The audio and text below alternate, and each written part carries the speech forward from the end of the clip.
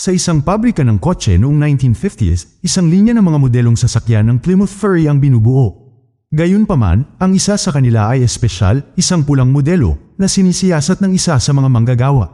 Sa kanyang kamalasan, habang sinusuri ang makina, ang pinto ng hood ay nagsara ng mag-isa at dinurog ang kanyang kamay. Nang umalis siya para gamutin ang sugat, siniyasat ng isa pang empleyado ang kotse mula sa loob at aksidenteng natapon ng abo mula sa kanyang tabako sa upuan. Lumipas ang mga oras at natapos na ang trabaho sa pabrika. Aalis na ang lahat, ngunit napansin ng supervisor na nakabukas ang ilaw ng pulang kotse at pumunta siya para tingnan, ngunit nakita niya ang katawan ng empleyado na may tabako. Makalipas ang ilang dekada, noong 1978, dumating ang isang estudyanteng tinatawag na Dennis dala ang kanyang sasakyan sa bahay ni Arnie, isang nerd at lampa na binata. Sa kabila ng kanilang magkaibang personalidad, naging matalik na magkaibigan ang dalawa at tumungo sa unang araw ng paaralan. Doon, kinolekta nila ang mga materyales sa kanilang mga locker hanggang sa lumitaw ang estudyante na si Lee at kinuha ang atensyon ng lahat sa kanyang kagandahan. Sa kalaunan, hinihintay ni Dennis si Arnie para sa tanghalian, ngunit natuklasan na ang kanyang kaibigan ay hinaharas ni Buddy, ang bully ng eskwelahan. Nang marinig niya ang tungkol dito, tumakbo siya sa workshop ng paaralan habang kinuha ni Buddy ang tanghalian ni Arnie at pinagbantaan siya ng kutsilyo. Sinubukan ni Dennis na makialam, ngunit inihagis ng bully ang tanghalian sa sahig at tinulak si Arnie dito. Ang pagbagsak ay humantong sa pagkawala ng salamin ni Arnie at hindi pa nasiyahan doon, binasag ito ni Buddy gamit ang kanyang paa. Pinagtawanan ng bully ang buong sitwasyon, ngunit sinamantala ni Dennis ang kanyang distraction at dinisarmahan siya ng suntok na sinundan ng suntok sa mukha. Kasabay nito, sinalakay ng iba pang gang si Dennis para lamang dumating ang isa sa mga guro sa workshop at sinabi sa kanila na huminto. Sa lalong madaling panahon siya ay naghinala kay Buddy at kinumpirma ni Arnie na pinagbantaan niya siya ng kutsilyo, ngunit itinanggi ni Buddy ang lahat. Pinilit ng guro ang bully na alisin ang laman ng kanyang mga bulsa at pagkatapos ay lumabas ang penknife na kanyang itinatago.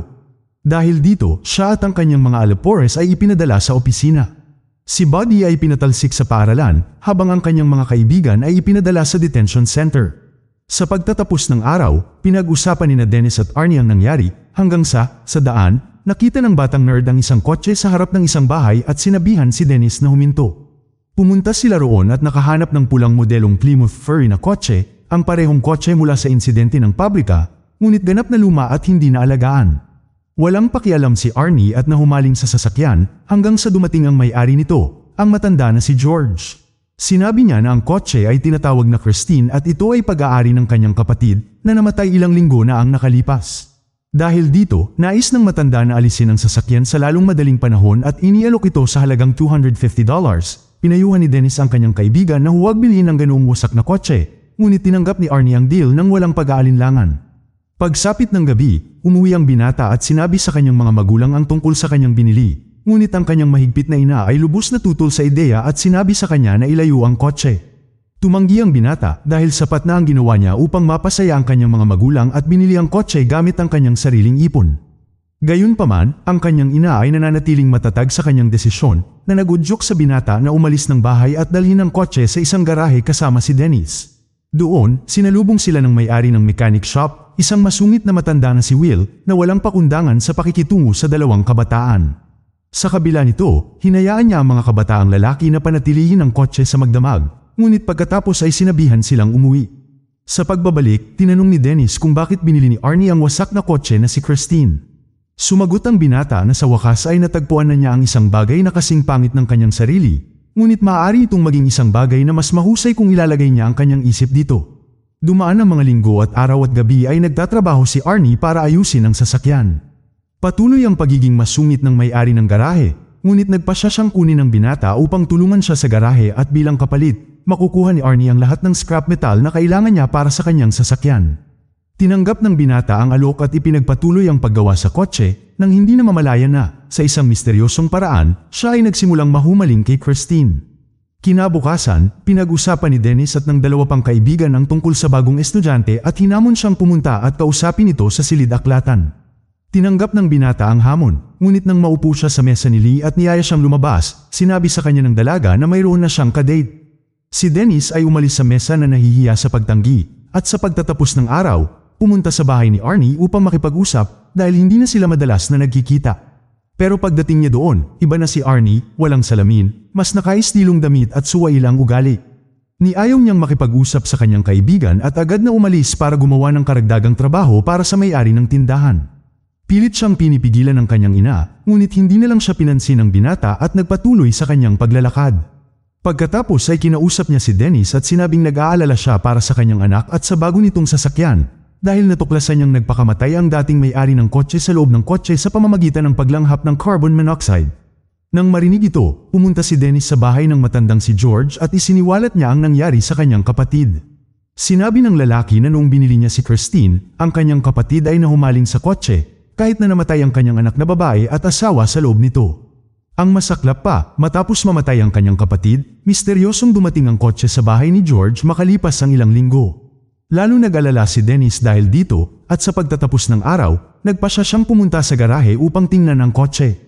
Pagdating niya doon, sinubukan niyang sumakay sa kotse, ngunit sa sandaling hatakin niya ang hawakan, nagsimulang tumugtog ang radyo at tumakbo si Dennis bago pa siya makita ng sinuman. Kinaumagahan, pumunta ang binata sa stadium ng paaralan para maglaro ng football.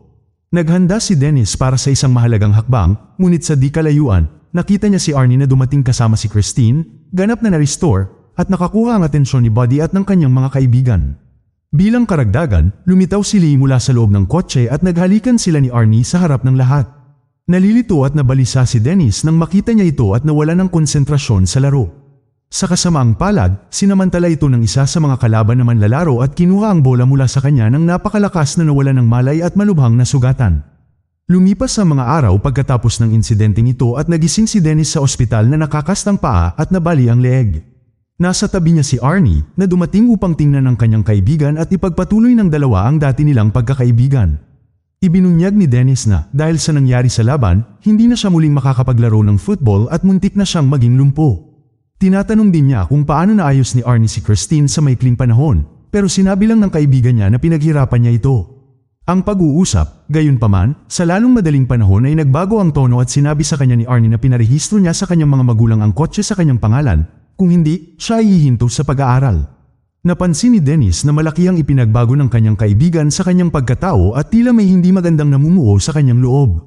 Ganun pa man, nagpaalam lang si Arnie kay Dennis at pagdating ng gabi, hinatid niya si Lee sa isang drive-in na sinihan. Ang dalawa ay nagkakaroon ng isang mainit na sandali, ngunit nang ang lahat ay nagsimulang lumala, si Lee ay umatras at bumaba ng kotse. Sinundan siya ni Arnie at sinabi ng dalaga na ayaw niyang gawin ang mga sandaling yun sa sasakyan. Higit pa rito, nagsimulang magtalo ang dalawa tungkol sa katotohanan na ang binata ay nahuhumaling kay Christine at mas binibigyang pansin ito kaysa sa sarili nitong kasintahan. Nakita niyang walang katotohanan ang pag-uusap na ito at kinumbinsi niya si Lee na sumakay sa kotse dahil sa ulan. Sumang-ayon ang babae, ngunit sa sandaling makapasok sila, nagsimulang mag-malfunction ang windshield at lumabas si Arnie upang subukang ayusin ito. Sa sandaling yun, kumuha ng merienda si Lee upang kumain at nag-on ang radyo ng kotse ng mag-isa. Kung yun ay hindi sapat na kakaiba, isang malakas na ilaw ang umilo mula sa dashboard at ang dalaga ay nagsisimulang makaramdam ng sakit na parang nasasakal. Nagsimula siyang maubusan ng hangin at agad na tumakbo si Arnie upang tulungan siya, ngunit ang kotse ay kumilos muli sa sarili nito at nilock ang mga pinto mula sa loob. Nawala ng pag-asa ang binata at sinubukang buksan ang pinto sa anumang paraan na magagawa niya, ngunit hindi ito nagtagumpay. Sa kabutihang palad, si Lee, na hinihingal na, ay nagawang hilahin ang lock ng pinto at isang driver na nakatayo sa malapit ang nagawang buksan ito. Nang makita niya ito, nagalit si Arnie at inatake ang lalaki, ngunit gusto lang ng lalaki na tumulong na mailabas ang pagkain na nakabara sa lalamunan ng babae at nagtagumpay siya. Pagkatapos ng kakaibang sitwasyong ito, hinatid ni Arnie si Lee pauwi, ngunit mabilis na bumaba ng kotse ang babae at ayaw magsalita. Gayunpaman, sinubukan niyang humingi ng tawad, ngunit sinabi ni Lee na kahit papaano ay ang kotse ang gumawa nito sa kanya. Hindi lang yun, pakiramdam niya ay tila nagseselo si Christine kay Arnie dahil laging may kakaibang nangyayari kapag magkasama silang dalawa. Ngunit iniisip ng binata na napaparanoid lang ang kanyang kasintahan at nangako na pag-uusapan nila ito sa susunod na araw. Pagkatapos ay bumalik si Arnie sa kotse, ngunit hindi niya ito ma-start. Sa natural na paraan, sinubukan ng binata na kausapin si Christine at sinabi sa kanya na ang nangyari kay Lee ay hindi mababago ang anuman na siya ay patuloy na magiging kanyang sasakyan. Pagkatapos nito, sinubukan niyang i-start muli at sa pagkakataong ito ay gumana na muli ang sasakyan. Pagkatapos ay bumalik ang dalawa sa garahe at iniwan ni Arnie si Christine doon, ngunit bago niya ito malaman, si Buddy at ang kanyang mga alipores ay pumasok sa lugar. Pagkaalis ng binata, pinuntahan ng mga tulisan si Christine at armado ng mga sledgehammers, sinimulan nilang sirain ang buong kotse. Hindi pa nakontento sa pagsira sa bodywork, sinimulan ng isa sa mga thug ang pagpunit ng mga upuan at sinira ang radyo. Kinabukasan, nagkasundo sina Arnie at Lee at sabay na pumunta sa garahe para kunin ng binata ang kanyang wallet sa sasakyan. Gayunpaman, pagdating nila doon, nabigla si Arnie nang makitang ganap na nawasak si Christine. Tinanong ni Lee kung sino ang gumawa nito at sinubukang suportahan ang kanyang kasintahan, ngunit hindi mapigilan ni Arnie ang kanyang galit at pinilit siyang umalis. Kalaunan, sa panahon ng hapunan, sinabi ng binata sa kanyang mga magulang ang tungkol sa nangyari at sinisikap nilang aliwin siya, na sinasabing tutulungan nila siyang bumili ng bagong kotse. Gayunpaman, lalo lang itong ikinagalit ni Arnie dahil alam niyang hindi kailanman nagustuhan ng kanyang mga magulang si Christine tulad ni Lee. Isa pa, sinisisi niya ang mga ito sa nangyari dahil kung hinayaan nilang iparada niya ang kanyang sasakyan sa garahe, hindi ito mangyayari. Matapos magbitiw ng masasakit na salita sa kanyang mga magulang, umalis si Arnie sa mesa at pumunta sa kanyang silid, ngunit pinuntahan siya ng kanyang ama at sinabihan siyang humingi ng tawad sa kanyang ina. Ipinagpatuloy ng binata ang kanyang mapanghimagsik na pag-uugali na pinipilit ang kanyang ama na gumawa ng pisikal na aksyon para lamang gumanti si Arnie at muntik nang kunin ang buhay ng kanyang ama. Lumipas ang mga oras at nahuhumaling pa rin ang binata kay Christine. Bumalik siya sa pagawaan at nagpas siyang ayusin siya hanggang sa bumalik itong muli sa dati. Gayunpaman, nagulat siya nang makitang ang kotse sa isang supernatural na paraan ay inaayos ang makina nito ng mag-isa. Naintriga, hiniling ni Arnie kay Christine na ipakita sa kanya kung ano pa ang maaari niyang gawin at pagkatapos ay ang kotse ay nagsimulang ibalik ang sarili ng ganap nang walang anumang pagsisikap. Nang maglaon, sa gitna ng kalsada, ang isa sa mga alapores ni Buddy na tinatawag na Muchi ay sumakay sa isang truck at uminto sa harap ng isang highway. Nagpatuloy ang binata sa paglalakad hanggang sa makarinig siya ng tunog ng makina ng sasakyan sa di kalayuan. Habang papalapit siya, nakasalubong niya si Christine na huminto sa kalsada at huminto sa harap ng lalaki. Sa takot, pinaghihinalaan niya na si Arnie ang nasa loob at sinusubukang bigyang katwiran ang kanyang ginawa. Ngunit binuksan ng kotse ang headlight nito at mabilis na umarurot patungo sa kanya. Tumakbo si Muchi nang mabilis hanggat kaya niya at nagawa niyang tumalon sa harang bago siya mabangga ng sasakyan. Sa palagay niya ay naligaw niya ang sasakyan, ngunit lumitaw si Christine pagkatapos at hinabol siya. Patuloy ang pagtakbo ng binata at tumalon palabas ng isang gate na patungo sa isang lumang bodega. Pagkatapos nito, tumakbo siya sa isang makitid na daan, ngunit sa likuran niya ay lumitaw si Christine na hinahabol siya ng mabilis na halos tila nasisiyahan siya sa buong bagay. Sa wakas, natagpuan ng binata ang kanyang sarili na walang matatakbuhan, kasama ang kotse sa harap niya, naghihintay lamang. Nang wala nang mapupuntahan, inilabas niya ang kanyang pocket knife at pinagbantaan ng sinumang nagmamaneho, ngunit si Christine ay nagsimulang umabante at kahit na masyadong makitid ang eskinita, pinilit niyang dumaan at dinurog ang binata. Kinaumagahan, pumunta si Arnie sa kwarto ni Dennis at sinabi sa kanya ang nangyari kay Muchi. Naghihinala si Dennis tungkol dito at mas lalo siyang nagtataka kung paanong na-recover si Christine nang napakabilis. Gayunpaman, ipinagkibit-balikat lang ito ni Arnie at umalis. Sa paglabas, nilapitan ng binata ni Detective Jenkins na nagsasabing sinisiyasat niya kung sino ang sumira sa kanyang sasakyan, pati na rin ang pagkamatay ni Muchi na natagpuang nahati sa kalahati ang kanyang katawan. Sinabi ni Arnie na hindi niya alam ang tungkol sa pagkamatay ng binata, bagamat natutuwa siya sa balita. Ang detective ay nagsimulang maghinala sa binata at ibinunyag na narinig niya ang pahayag ng kanyang kasintahang si Lee tungkol sa nangyari sa kotse at kung paanong nakakapagtaka na ito ay naayos kaagad. Hindi makapagsalita ang binata na nawala ng pasensya at umalis nang hindi nag-uulat ng anuman. Nang maglaon, tinawagan niya si Lee at pilit na kinukumbinsi itong makipagkita sa kanya, ngunit tumanggi ang dalaga na lalong ikinagalit ni Arnie. Samantala, sa isang convenience store, si Buddy at ang kanyang kaibigang si Don ay bumili ng ilang inumin at nagmaneho sa kalsada. Sa kalagitnaan ng kalsada, nagsimula silang habulin ng isang kotseng nakabukas ang headlight. Itinigil ni Buddy ang sasakyan para tingnan kung sino ito, ngunit nakaharang sa kanyang paningin ang mga headlight. Sinusubukan niyang iwasan ang kotse sa pamamagitan ng pag-reverse para lang gawin ng sasakyan ng parehong bagay na inihayag na ito ay si Christine. Inis na pinabilis ni Buddy ang kanyang sasakyan sa kalsada hanggang sa huminto siya sa isang gasolinahan kung saan nagtatrabaho ang kaibigan niyang si Richie. Pagkatapos ay bumaba siya ng sasakyan, naglabas ng kapirasong bakal at naghanda na harapin ang sinumang sumusunod sa kanya. Biglang sumulpot si Christine ng napakabilis at nang walang pag-aalinlangan, bumangga siya sa kotse ni Buddy na tuluyang winasak ang gilid ng sasakyan. Hinala ng bully na si Arnie ang nasa loob at naglakas loob siyang harapin siya. Gayunpaman, muling tumakbo si Christine patungo sa kotse ni Buddy, ngunit sa pagkakataong ito ay itinulak niya ito sa pagawaan. Sa sandaling yun, nasa loob si Don at itinulak siya kasama ng kotse at nawasak sa dingding. Para bang hindi yun sapat, nagsimulang tumulo ang nawasak na kotse ng gasolina at ang gasolina ay umabot sa mga paa ni Richie. Sa kalaunan, nagsimulang mag-apoy ang sasakyan ni Buddy at nang madikit ito sa gasolina, sumabog ang buong garahe na pumatay kay Richie. Nang makita ang trahedyang ito, tumakas si Buddy upang iligtas ang kanyang sarili, ngunit lumabas si Christine sa garahe na natatakpan ng apoy at umalis upang iligpit ang kanyang pinakabagong biktima. Sa gitna ng madilim at walang laman na kalsada, pinapanood ng nagliliyab na kotse si Buddy na tumatakbo hanggang sa makakaya niya. Sa wakas, sinagasaan ang halimaw na sasakyan ng biktima nito na iniwan lamang ang katawan na nakahandusay sa kalsada na natatakpan ng apoy. Maya-maya, may narinig ang matanda na si Will na may paparating na kotse at nang buksan niya ang mga pinto ng kanyang pagawaan, nakita niya si Christine na babalot ng usok. Napansin ito ng matanda na kakaiba dahil sumakay si Arnie sa kanyang sasakyan para gawin ang isang trabahong hiniling niya. Kaya't inarmado niya ang kanyang sarili ng isang shotgun at pumunta kay Christine upang alamin kung sino ang nagmamaneho. Lumapit ang matanda at sinubukang buksan ang pinto, ngunit sobrang init ng buong kotse. Gumamit siya ng lumang basahan para buksan ito, ngunit walang tao sa loob. Ginagawa lang nitong kakaiba ang lahat, ngunit kahit na ganoon, nagpa siya ang lalaki na sumakay sa kotse upang mag-imbestiga. Sinamantala ni Christine ang pagkakamaling ito upang tapusin ang sinumang saksi, kaya pagkatapos ilock ang matanda sa loob ng kotse, winasak niya ito sa pamamagitan ng pagtulak ng upuan sa dashboard. Kinabukasan, bumalik si Arnie sa garahe at nakakita ng ilang sasakyan ng pulis sa loob. Pagpasok, nadatnan niya si Detective Jenkins na nagsabi sa kanya na natagpuan niya ang kanyang amo sa loob ng kotse na walang buhay. Ang kakaiba sa lahat ay ang sitwasyon ay tila nagpapahiwatig na tinapos niya ang kanyang sariling buhay dahil ang kanyang baril ay kasama niya sa kotse. Sa harap nito, sinabi ni Arnie na hindi niya alam kung ano ang maaaring mangyari, ngunit pinaghihinalaan niya na ito ay ginawa ni Christine na muling lumitaw na ganap na bumalik sa dati. Samantala, umuwi si Dennis at nakatanggap ng tawag mula kay Lee na humihiling na kausapin siya. Pumunta siya roon at sinabi niyang pinaghihinalaan niya na kahit papaano ay kinokontrol ng kotse si Arnie kaya kakaiba at marahas itong kumilos.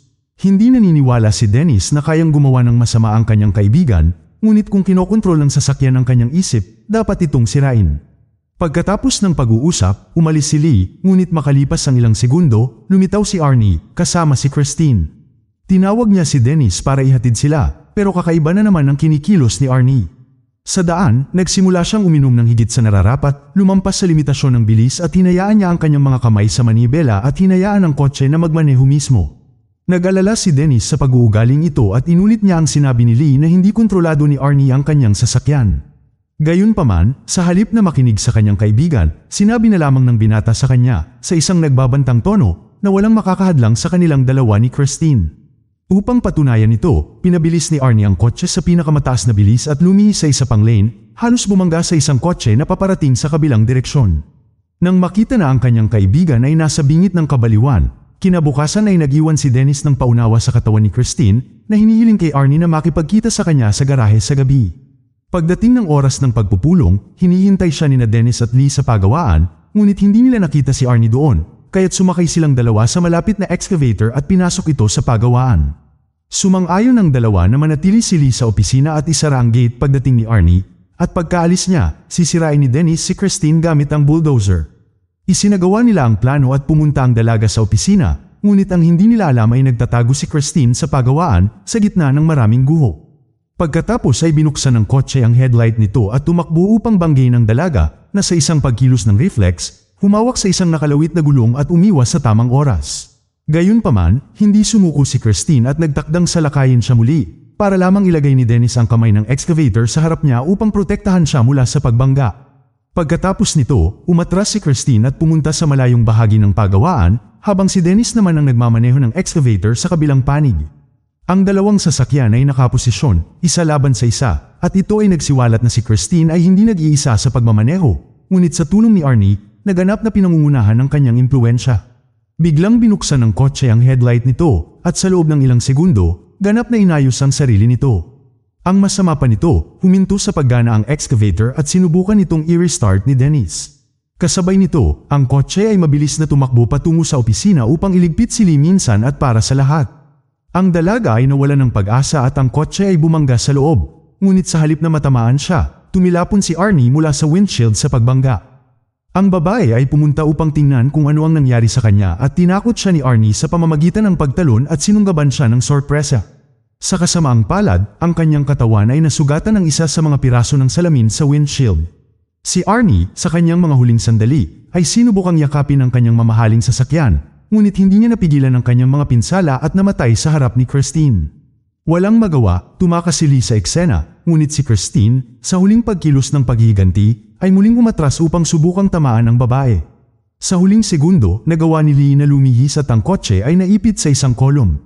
Sinamantala ni Dennis ang pagkakataong ito, at pagkatapos i-activate muli ang excavator, itinulak niya ito patungo kay Christine. Ang pagbangga ay tumama sa kanya ng malakas, ngunit ang kotse ay lumalaban at sinubukan lumayo. Lumipat si Christine sa direksyon ni Lee para lamang gamitin ni Dennis ang kamay ng excavator at binutis ang sasakyan mula sa likuran. Sa pagbangga na ito, tila nawala ng power ang baliw na kotse at na-disable. Nagmamadaling pumunta si Lee sa excavator upang samahan si Dennis, ngunit muling nag-activate si Christine at nagsimulang muling mag-recover. Kaya, para wakasan ang kasamaan magpakailanman, binuksan muli ni Dennis ang bulldozer at sinagasaan si Christine na sinusubukang lumaban, ngunit tuluyang nadurog. Sa wakas natapos na ang laban at kinabukasan, nakipagkita sina Dennis at Lee kay Detective Jenkins sa gitna ng isang junkyard. Doon, nakita nila si Christine na ngayon ay ganap ng dinurog na scrap metal. Ang panganib ay tila tapos na, maliban sa kanilang tatlo ay nakakarinig ng isang kanta na halos kapareho ng mga ginamit ng kotse na tumutugtog sa radyo. Buti na lang, isa lang ito sa mga junkyard worker na may dalang radyo. Sa wakas, umalis na silang tatlo, ngunit hindi nila napansin ang magsimulang gumalaw ang isang maliit na piraso ni Christine na nagpatunay na buhayin muli ang demonyong sasakyan. Dito na nagtatapos ang pelikula, mag-subscribe ka na para updated ka sa mga susunod na video at pindutin ang like button ng isang beses, dislike button naman ng 2 beses kung hindi mo ito nagustuhan. Hanggang sa muli!